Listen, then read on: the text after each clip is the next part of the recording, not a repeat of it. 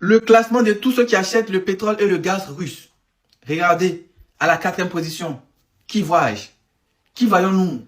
L'Union européenne. 1,2 milliard d'euros d'achat de pétrole et de gaz rien qu'en août 2025.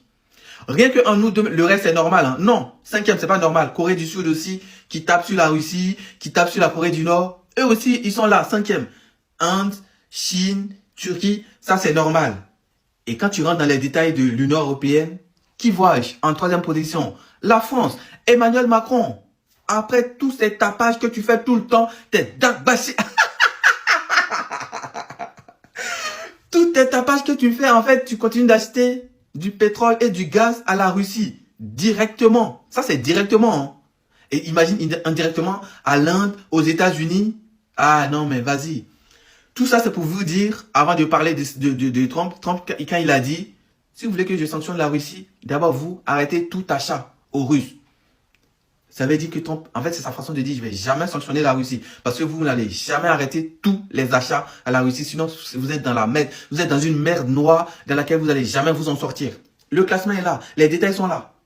La Hongrie, c'est un peu normal parce que la Hongrie, elle a l'habitude de leur donner un doigt d'honneur pour leur dire, moi, j'achète à la Russie si je veux. La Slovaquie encore, on peut comprendre. Mais la France, le Pays-Bas, la Belgique, et la liste, elle est très longue. Hein. Il y a plein d'autres pays européens qui sont là-dedans.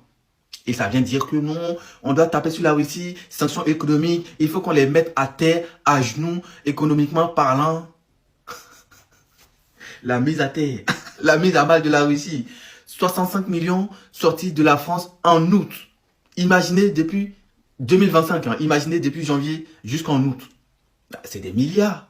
C'est des milliards. Et j'en reviens à la première carte. La Corée du Nord, j'ai remis la première carte juste pour la Corée du Sud. La Corée du Sud qui se joue les enquêteurs, les agents secrets pour enquêter sur la Corée du Nord. Non, il y a tel nombre de personnes de Nord-Coréens qui sont en Russie, enfin en Ukraine pour aider la Russie. On va aider l'Ukraine et tout. Il faut que... Ils sont là-dedans aussi. Ils sont là-dedans. Que des faux culs, que des hypocrites à ne jamais écouter. Ne jamais écouter ceux-là.